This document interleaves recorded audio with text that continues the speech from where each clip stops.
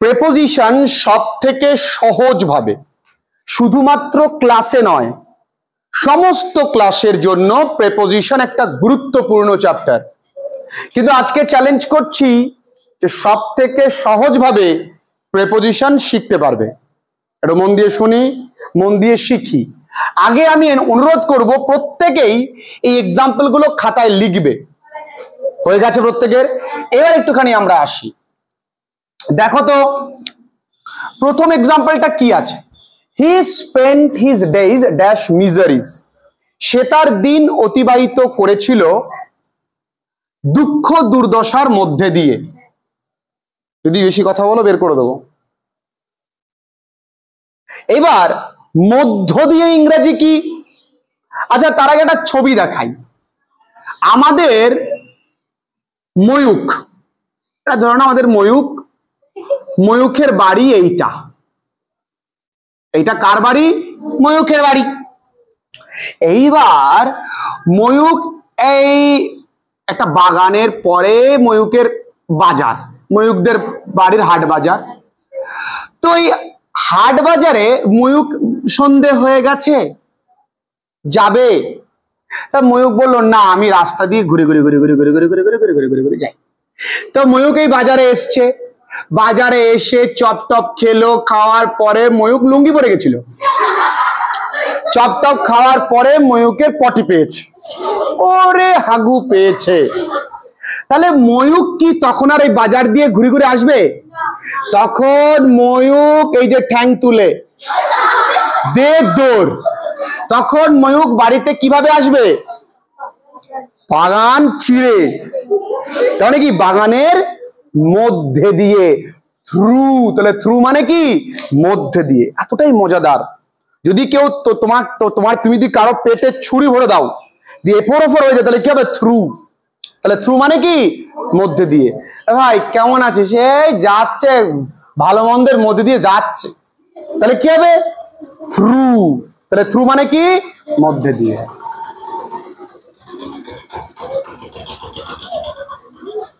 তাহলে এখানে কি হবে বন্ধুরা? থ্রু। তাহলে থ্রু মানে আমি কি বললাম? থু না, থু না, থ্রু। থ্রু, থ্রু মানে কি? মধ্যে দিয়ে। এবার এই ময়ূক যেহেতু দেখো অনেকক্ষণ চেপে রেখেছিল, তো বাগান দিয়ে আসার পথে লুঙ্গি পরে গেছে, সুবিধায় কমপ্লিট করে ক্লান্ত, ক্লান্ত, খুব ক্লান্ত। ময়ূক খুব ক্লান্ত। মা ফোন করেছে ময়ূক, এই ময়ূক কোথায় তুই? ময়ূক বলছে, মা চপ খেয়ে হাগু হয়ে গেছে। তা কখন আসবি তুই বাড়িতে? তখন ময়ূক বলছে, আই শাল বি দেয়ার ড্যাশ 5 minutes। তখন ময়ূক বলছে, ওমা 5 মিনিটের মধ্যে আমি আসছি। ক্লান্ত তো, আর ভালো লাগে না। তখন কি হবে? উইদিন। তখন কি হবে বন্ধুরা? তাহলে কোন সময়ের মধ্যে, কি বললাম? সময়ের, ভালো করে বুঝবে, সময়ের মধ্যে যদি কোনো কাজ করা হয় তখন কি হবে? উইদিন। তখন কি হবে? উইদিন। তখন কি হবে? উইদিন। ক্লিয়ার? তাহলে দেখো থ্রু ক্লিয়ার, আর কি? Within clear. কোনো সমস্যা নেই না, দুটো আলাদা। আচ্ছা এবার আসি। এবার দেখো আবার 1 2 3 4 করে দেওয়া রয়েছে। এখানে কি কি শিখবো? এখানে আমরা শিখবো বাই, বিসাইড আর বিসাইডস। এইগুলো আমরা আজকে এখন শিখবো। ভালো করে বুঝে নি।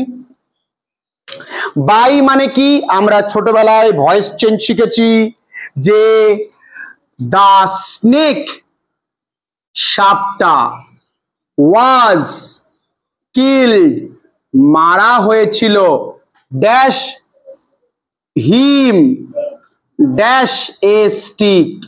ভালো করে বোঝো। আচ্ছা সাপটাকে কে মেরেছে? তাহলে সে মেরেছে, তাহলে সে সজীব তো। আর এই স্টিকটা কি?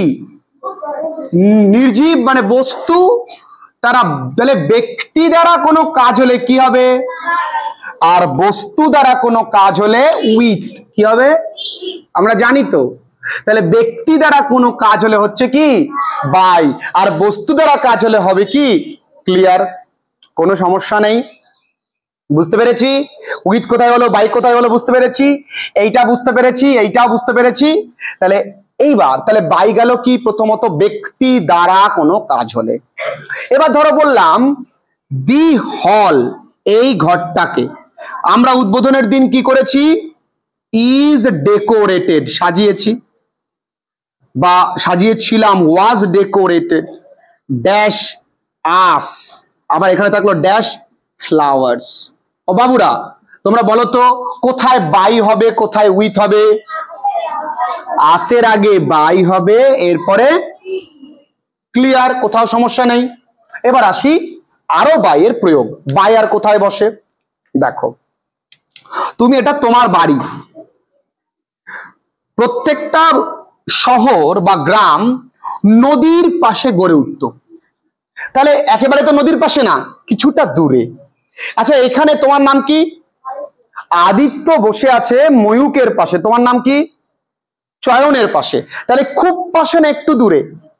তাহলে একটু দূরে থাকলে হবে বাই। তাহলে বাই কখন হবে? তাহলে বাই কখন হবে? একটু দূরে। আর বিসাইড মানে কি? একদম, একদম পাশে। তাহলে দেখো হি স্যাট বাই মি, সে আমার পাশে বসে আছে, তবেই তো বলবো। তাহলে কি হবে? Beside me. কি হবে বন্ধুরা? He walked dash the river Ganga, সে নদীর ধার দিয়ে হেঁটে যাচ্ছে, একদম ধার দিয়ে তো হাঁটবে, তাহলে কি হবে? Beside.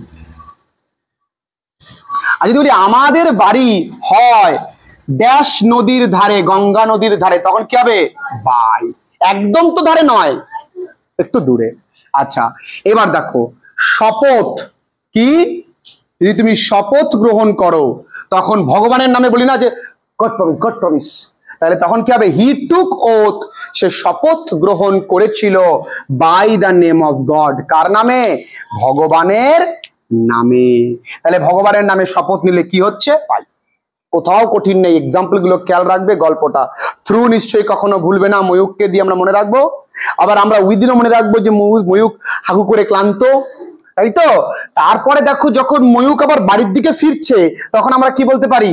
He is returning, returning এখানেও শেখার আছে, ড্যাশ হোম, বাড়ির দিকে ফিরে ইংরেজি কি হবে?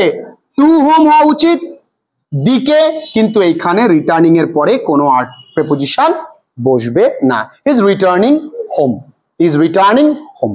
আচ্ছা তোমরা এটা জানলে অবাক হবে, বাট ও একটা প্রেপোজিশন, পাস্ট ও একটা প্রেপোজিশন। আমরা সাধারণত মানে বাট কি জানি? আমরা সাধারণত বাট জানি একটা কনজাংশন, কিন্তু বাট একটা কনজাংশন নয়, বাট একটা কি? প্রেপোজিশন। ঠিক, আমরা নেক্সট ক্লাসে জানবো, অ্যাডভান্স ক্লাসে জানবো, আজকে বেসিকটুকু বুঝে নি, খুব সোজা। তাহলে এখানে বাই বিসাইড বোঝা হয়ে গেছে, বাকি পড়ে থাকে কে বাবুরা? বিসাইডস। বিসাইডস একটু বুঝে নি। ধরে নাও যদি বলি he is not only rich but also kind, এক্সাম্পলটা লক্ষ্য করো। বলছে সে শুধু হয় না ধনী, তার সঙ্গে সে কি? দয়ালু। তাহলে দেখো মানুষ তো একটা, তার গুণ কটা? একটা গুণ, দুটো গুণ।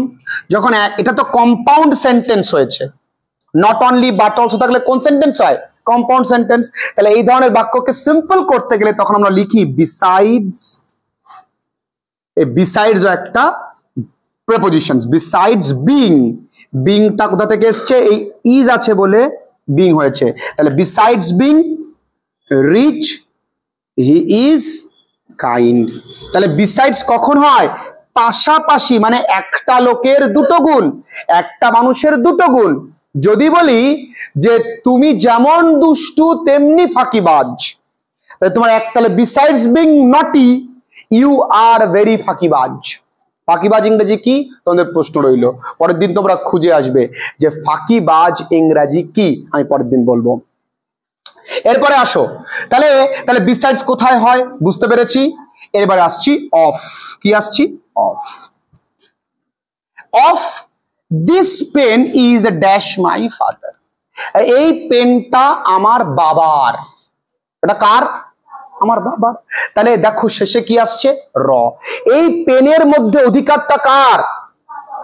আমার মেয়েকে যদি কেউ বলে ওটা আমার বাবা, তাহলে আমার মেয়ে বলবে না আমার, বলে তাহলে ও আমার প্রতি কি আছে? অধিকার, পজেশন। তাই জন্য এখানে কি হবে? অফ। তাহলে অধিকার হলে কি হয়? ক্লিয়ার হলো? রোগের কারণে মৃত্যু হলে, রোগের কারণে যদি কারো মৃত্যু হয় তখন কি হবে? অফ। তাহলে হি ডায়েড অফ ক্যান্সার। আচ্ছা এই বাড়িটা কি দিয়ে তৈরি? সিমেন্ট, বালি, পাথর, ইট। তাহলে আমরা লিখতে পারি this house is made dash bricks. তাহলে মেডের পরে মনে রাখবো যা দিয়ে তৈরি, তারপরে কি হবে? অফ। তাহলে অফ কখন হয়? উপকরণ। কি হয় বন্ধুরা? কঠিন খুব। তাহলে এত কিছু বুঝতে পেরেছো তো? কোনো অসুবিধা নেই। এবার দেখো একটা এক্সাম্পল আমি স্টার দিয়েছি, দেখেছো? একটা এক্সাম্পল আমরা কি দিয়েছি? স্টার। এটা পরে বুঝছি, তার আগে আমরা বুঝে নেবো ইনটু। কি বুঝে নেবো? ইনটু। দেখো হি র্যান, আমার সঙ্গে যে চলবে সে লিখতে পারবে সবই। দেখো ইনটু মানে কি? এই পেনটা লেখা হয়ে গেলে আমি কি করব? পেনটাকে বাইরে থেকে ভেতরে, জল ভরার সময় কি হবে? বাইরে থেকে ভেতরে। আমরা অনেকে বলবো দেখো আমার ব্যক্তিগত ব্যাপারে তুমি নাক গলাবে না। Don't put your nose into my personal matter. Don't put your nose into my personal. ব্যক্তিগত, বাইরে থেকে অনেকে আছে না পুক করে কি হ্যাজ, বাইরে থেকে ভেতরে কি হবে? ইনটু। তাহলে he ran into the room, সে প্রবেশ করেছিল কোথায়? ঘরের ভেতরে। এবার দেখো তাহলে বাইরে থেকে ভিতরে আসলে কি হবে? ইনটু। এবার দেখো ওয়াটার, জল। জল কি হয়েছে? জল জমে কি হয়? আচ্ছা জলটা কি তরল না? আর বরফটা কি কঠিন? তো তাহলে বস্তুর অবস্থার পরিবর্তন হয়েছে। তাহলে বস্তুর কি পরিবর্তন হয়েছে? অবস্থা। তাহলে দুধ জমে কি হতে পারে? দই। তাহলে অবস্থার পরিবর্তন কি না? তাহলে যখন বস্তুর অবস্থার পরিবর্তন হবে তখন আমরা লিখব কি? ইনটু। তখন আমরা লিখব কি? খুব কঠিন। এই এতগুলো যে বুঝেছি, বুঝতে পেরেছি? লাউডলি ঘুম পাচ্ছে না তো আর? এবার দেখো last example, we have been fighting dash unemployment dash 10 years। এটা বাড়ির কাজ থাকবে, তোমরা আমাকে কমেন্ট সেকশনে জানাবে আর তোমরা বাড়ি থেকে করে নিয়ে আসবে। দেখো প্রেপোজিশনস খুব একটা কঠিন কিছু নয়, একটু সেন্স আর অনেক প্র্যাকটিস থাকলে সব ক্লাস 11 হোক, 10 হোক, 12 হোক, 9 হোক, চাকরি পরীক্ষা হোক, সব ক্লাসের জন্য ভীষণভাবে সম্পূর্ণ মানে ভীষণ সহজ হয়ে যাবে। খুব ভালো থেকো। আজকের ক্লাসটা এই পর্যন্ত।